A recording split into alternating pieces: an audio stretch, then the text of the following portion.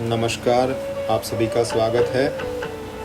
हम सुंदरकांड के बारे में चर्चा कर रहे थे और हमने देखा था कि कैसे हनुमान जी ने लंकिनी से मुष्टिका मारी और उसको ज्ञान दे दिया, ज्ञान दिला दिया और उसको पता चल गया कि ये तो भगवान के दूत है और उनको बोला कि आप नगर में इस लंका में प्रवेश कीजिए और आप भगवान के सारे कार्य भगवान का स्मरण करके संपन्न कीजिए।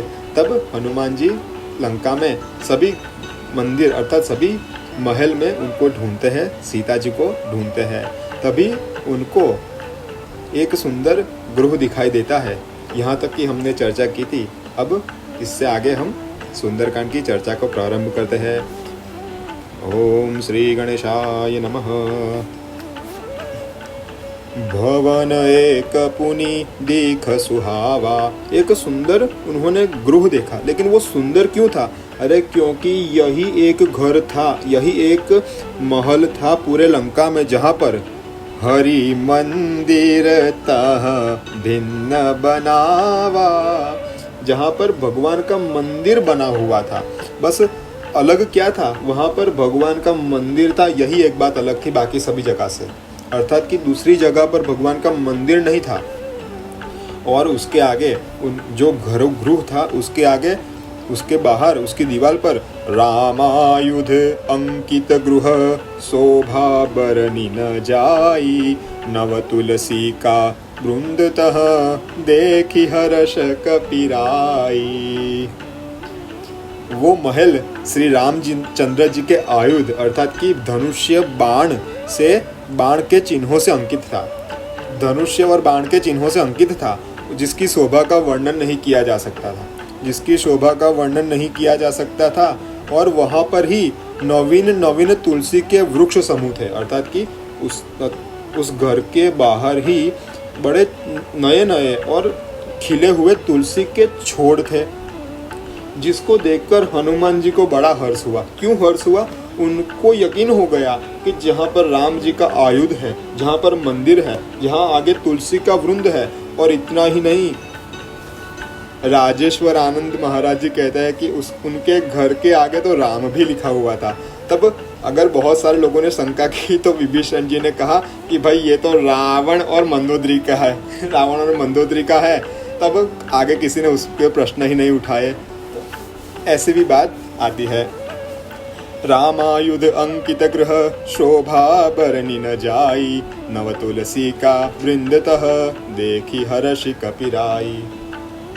और हनुमान जी उसको देखकर अत्यंत प्रसन्न होते हैं। अब वो सोचने लगते हैं। क्या सोचते हैं हनुमान जी? कि अरे भाई ये लंका है, ये लंका है, यहाँ सज्जन का निवास कैसे हो सकता है? तो सज्जन की क्या परिभाषा दी है यहाँ पर? कि जो हमने आगे बता दिया, जिससे हनुमान जी को पता चला कि ये सज्जन का घर हो सकता है, जिसके घर में मंदिर था, भगवान के आयुध से सजा हुआ था, बाहर तुलसी का वृंद था जिसके ऊपर पूजा की हुई थी। तो उनको पता चला कि ये सज्जन का ही घर हो सकता है। तब उन्होंने क्या कहा? लंका निशिचर निकर निवासा। यहाँ तो निशिचर अर्थात राक्षसों का निवास है। यहाँ कहा सज्जन करवासा। यहाँ पर कैसे कोई सज्जन निवास कर सकता है? मन महु तरक करे कपिलागा। तो ऐसे ही हनुमान जी, देखिए हनुमान जी अंदर नहीं गए हैं, वो ग्रह था उसके अंदर नहीं गए हैं, वो मन में सोच ही रहे थे। उसी वक्त क्या हुआ? तेहि समय विभीषण जागा। तो यहाँ से पता चल जाता है कि जो ग्रह की बात हो रही है वो ग्रह किसका था? वो ग्रह विभीषण जी का था, जो कि रावण का छोटा भाई था। तेहि समय विभीषण जागा। और जागते ही उन्होंने सबसे पहले क्या किया? अर्थात कि हनुमान जी रात्रि में आए थे, उन्होंने सभी जगह पर वो ढूंढते उनको बड़ा समय निकल गया होगा। वाल्मीकि रामायण में तो शायद लिखा हुआ है कि वो 6 या 7 दिन तक उनको ढूंढते हैं, सीता माता को। बाद में उनको उनकी सुधि मिलती है। तो जब रात का प्रातः समय होने ही वाला होगा और विभीषण जी जागते हैं, तो सबसे पहले वो क्या बोलते हैं राम राम ते ही सुमिरन कीन्हा। जैसे ही हनुमान जी ने सुना कि राम राम, तब उनके हृदय में हृदय हर्ष कपि सज्जन चिन्हा, कन्फर्म होगा कि ये सज्जन पुरुष का ही चिन्ह हो सकता है। तो अब क्या कहते हैं, एही सन हठी करी हऊ पहचानी। अब वो क्या कहते हैं, भले ही क्यों ना ये निशाचर हो, अर्थात कि भले क्यों ना ये लंका में निवास करते हो, और ये सज्जन है, ये मेरे भगवान श्री रामचंद्र जी का नाम स्मरण कर रहे हैं, उनका आयुध उनके ग्रह के आगे लगा हुआ है, चाहे ये कोई भी क्यों ना हो, रावण का भाई क्यों ना हो, उसका बाप ही क्यों ना हो, उसका मित्र ही क्यों ना हो, मैं इसके सामने हट करके अर्थात बलपूर्वक इससे मित्रता करूंगा। क्यों? क्योंकि ये सज्जन है। एही सन हठी करी हऊ पहचानी, मैं इनसे हठ पूर्वक पहचान करूंगा। क्यों? क्योंकि मुझे मालूम है जो साधु पुरुष होते हैं, जो संत पुरुष होते हैं, उनसे जरा सी भी इस समाज को हानि नहीं हो सकती। साधु ते होई न कारज हानि, तो मुझे अगर साधु हो गए तो उनसे जरा भी हानि नहीं होगी। तब हनुमान जी ने, वो तो वैसे भी अभी तो अष्ट सिद्धि नव निधि के दाता ही है और भगवान के बड़े सेवक है, तो उन्होंने तुरंत ही अपना रूप परिवर्तित कर दिया और विप्र रूप धरी वचन सुनाए, सुनत विभीषण उठित आए। तब उन्होंने ब्राह्मण का रूप धारण करके पुकारा, जय श्री राम जय श्री राम। तब वो सुनकर तुरंत विभीषण जी बाहर आ गए। सुनत विभीषण उठित आए, और उन्होंने प्रणाम किया। करी प्रणाम पूछी कुशलाई, उन्होंने प्रणाम करके कुशलता पूछी और कहा कि हे ब्राह्मण देव, विप्र कहु निज कथा बुझाई, अपनी कथा, आपकी जो कथा हो वो समझकर मुझसे कह दीजिए कि आप यहाँ पर क्यों आए हैं।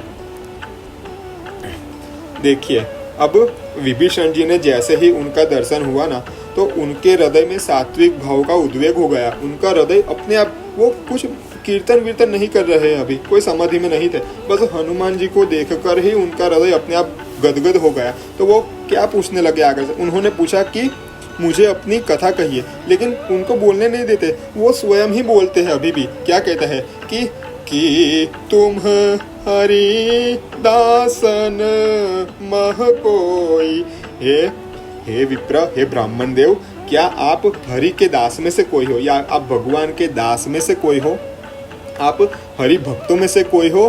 क्यों? क्योंकि मेरे हृदय में आपका दर्शन करके अत्यंत एक नवीन सी प्रीति का निर्माण हो रहा है। मैं जिसको पहचान नहीं पा रहा, मेरे हृदय में अत्यंत आनंद का अनुभव हो रहा है। मोरे हृदय प्रीति अति होई, क्यों? कि मुझे कहो भगवान कि क्या तुम राम दीन अनुरागी, आयहु मोहि करन बड़ भागी। के या तो फिर आप कोई हरि भक्त नहीं हो, क्या आप साक्षात श्री रामचंद्र जी भगवान, आप साक्षात श्री रामचंद्र जी ही हो, आप साक्षात भगवान श्री रामचंद्र हो। कि तुम राम, क्या तुम राम हो जो दीन अर्थात कि गरीबों पर जो बड़े अनुराग, बड़े प्रेम करते हो, क्या वो आप श्री राम भगवान ही हो। ये हनुमान जी को विभीषण जी कह रहे हैं। हनुमान जी से विभीषण जी ये बातें कह रहे हैं कि तुम हरिदासन मह कोई, मोरे हृदय प्रीति यदि होई, कि तुम राम दीन अनुरागी, क्या तुम वो साक्षात भगवान श्री राम हो जो दीनों पर अनुराग करते हो। और आज मुझे बड़ा भाग्यशाली बनाने के लिए आयहु मोहि करन बड़ भागी, मुझे अत्यंत भाग्यशाली बनाने के लिए आज आप मेरे सामने प्रकट हुए हैं भगवान। तो तब जब हनुमान जी ने उनका इतना विनय देखा, उतना प्रेम देखा, उतनी अपने स्वामी के प्रति भक्ति देखी, तब हनुमान जी कहता है कि हनुमान जी ने कुछ नहीं छुपाया। तब हनुमंत कही सब राम कथा निज नाम।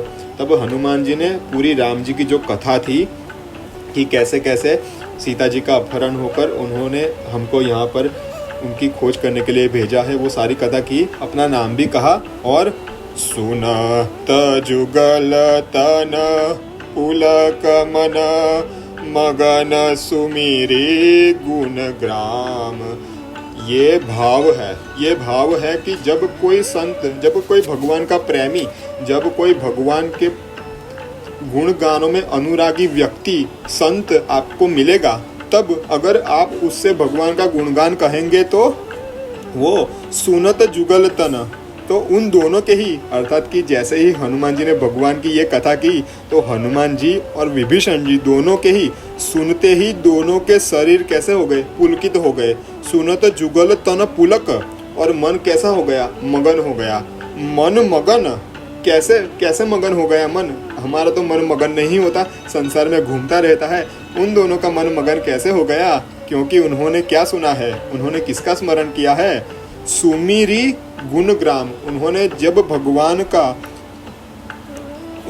भगवान के गुण समूहों का स्मरण किया, तब उन दोनों के मन में प्रेम और आनंद से भर गए।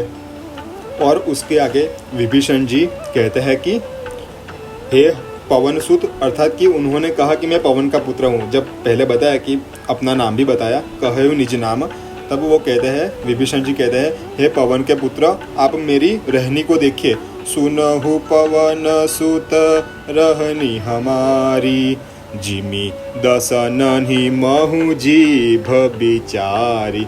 जिस तरीके से दंत पंक्तियों के समूह के मध्य में, इस दंत पंक्तियों के समूह के मध्य में, दांतों के मध्य में जीभ रहती है जो कभी भी चबा जाती है, ऐसे ही हमारी स्थिति है हनुमान जी।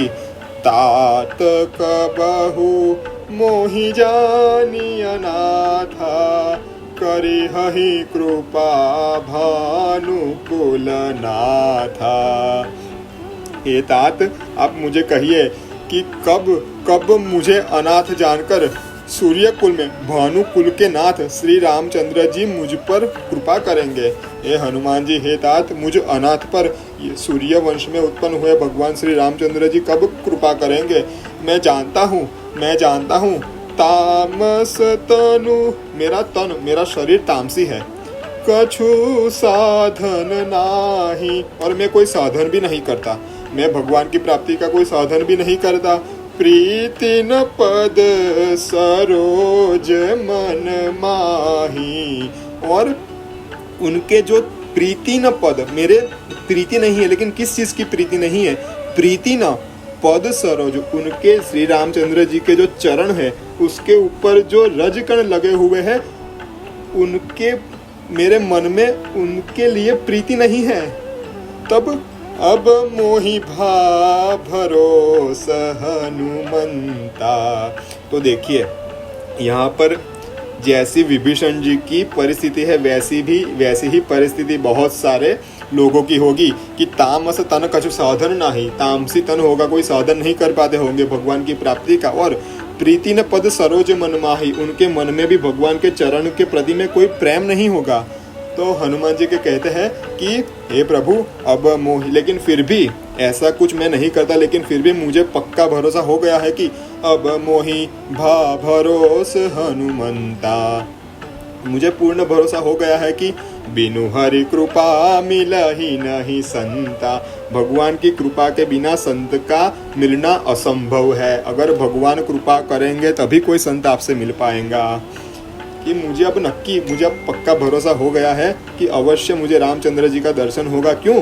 क्योंकि आपने मुझे दर्शन दे दिया है, आपने मुझे दर्शन दे दिया है। और कहते हैं कि जो रघुवीर अनुग्रह कीन्हा, जब रामचंद्र भगवान ने मुझ पर अनुग्रह किया, तब आपने ही सोचा था कि मैं इनसे हट करके मित्रता करूंगा। तो इसीलिए आपने तो तुम मोहि दरसु हठि दीन्हा, तो हे भगवान, आपने मुझे हट करके दर्शन दिया। आप विप्र रूप में प्रकट हो गए मेरे लिए, और मुझे इस रूप में आपने दर्शन दिया। मुझे पक्का भरोसा हो गया है कि मुझे भगवान श्री रामचंद्र जी अवश्य मिलेंगे। कहूँ कवन में परम कुलीना, कपि चंचल सब ही विधिहीना। जब उनकी ये दशा दी, अर्थात कि उनकी ये दशा थी किनकी, विभीषण जी की। भगवान के प्रेम में इतनी तराबोड़ अवस्था देखी हनुमान जी ने। तो हनुमान जी उनकी स्वयं की बात करता है, उनकी स्वयं की बात कहते हैं कि अरे आप मुझे देखिए, आप तो वैसे भी राक्षस कुल में जो देव जातियों में गिना जाता है उसमें आप उत्पन्न हुए हैं। आप मुझे देखिए, मैं तो पशु उत्पन्न हुआ हूँ, अर्थात कि कहूँ कवन मैं क्या कहूँ आपसे, मैं तो स्वयं बड़ा कुलीन हूँ। मैं तो स्वयं बड़ा कुलीन हूँ, मैं आपसे क्या कहूँ। प्रातले जो नाम हमारा, और जो लोग सुबह सुबह हमारा नाम अर्थात कि हमारे दर्शन कर लेते हैं। क्या यहाँ पर हनुमान जी उनकी बात नहीं कर रहे हैं, उनकी ऐसी बात नहीं कर रहे हैं, उनकी जो दास अवस्था है, भगवान के भक्त है, उस बात की बात नहीं कर रहे हैं। जो जनरल जो वानर जाते हैं उसकी बात कर रहे हैं कि वैसे ही वो चंचल होते हैं। अगर उनको भूख लगी तो सुबह किसी के घर में उपद्रव कर दिया, और अगर किसी ने इस तरीके से वानर का नाम ले लिया तो उसका तो सारा दिन बर्बाद हो जाता है, सुबह सुबह का सारा काम बिगड़ जाता है। उस संदर्भ में हनुमान जी कहते हैं कि हम कपि का स्वभाव चंचल होता है, और हम सभी वैसे भी पशुओं को कोई विधि का अधिकार होता ही नहीं है, तो सब ही विधिहीना, और सब हम विधि से हीन है। और उसके आगे कहते हैं प्रात ले जो नाम हमारा, तेही दिन ताही न मिले आहारा। तो हम ही उसका सुबह का सारा आहार खा जाते हैं, तब उसको शाम में कहाँ से आहार मिलेगा। और कहते हैं कि मेरा ऐसा स्वभाव था हे सखा, अर्थात कि हमारी वानर जाति का ऐसा स्वभाव है जिसमें मैं उत्पन्न हुआ हूँ। अस में अधम सखा सुनु मोहु पर रघुवीर, किन्हीं कृपा सुमीर गुण भरे विलोचन नीर। के ऐसा मैं अधम हूँ फिर भी हे सखा, देखो भगवान का कितनी महानता है कि उन्होंने मुझ जैसे अधम पशु जीव पर भी कृपा की। ऐसा हनुमान जी विभीषण जी से कहते हैं। जब विभीषण जी और उन दोनों ने भगवान के ऐसे गुणगान का स्मरण किया तो दोनों के नयन में अश्रु जल भराए, भरे बिलोचन नीर। भाई भक्ति होगी तब आंखों में आंसू प्रकट होंगे। और कहते हैं कि ऐसे स्वामी को जानत हूँ अस स्वामी बिसारी, फिर ही ते काहे न हो ही दुखारी। यही विधि करत राम गुण ग्रामा, पावा अनिर्वाच्य विश्रामा। अपने ऐसे स्वामी को जानकर, अर्थात कि इतने महान, जो इतने करुणाकर है, इस ऐसे जीवों पर भी कृपा कर देते हैं। ऐसे स्वामी को जानकर अगर कोई लोग उनको भूल जाते हैं और विषयों के पीछे घूमते रहते हैं तो वो दुखी क्यों नहीं होंगे, वो अवश्य ही दुखी होंगे। और इसी प्रकार से भगवान का गुणगान करते हुए उन दोनों हनुमान जी और विभीषण जी ने परम शांति का अनुभव किया, वहाँ पर उन्होंने परम शांति प्राप्त की। और पुनि सब कथा विभीषण कही, जेहि विधि जनक सुता तह रही। और फिर विभीषण जी ने हनुमान जी से वो सारी बात कही कि किस तरीके से श्री सीता जी वहाँ पर रह रही है। तब हनुमान जी कैसे उनको ढूंढते हैं आगे, कैसी उनको सीता जी से मुलाकात होती है, और कैसे वो सारी लंका का दहन करते हैं, वो सारा प्रसंग हम आगे के भाग में देखेंगे। तब तक के लिए आप सभी को नमस्कार। हर हर महादेव। जय श्री राम।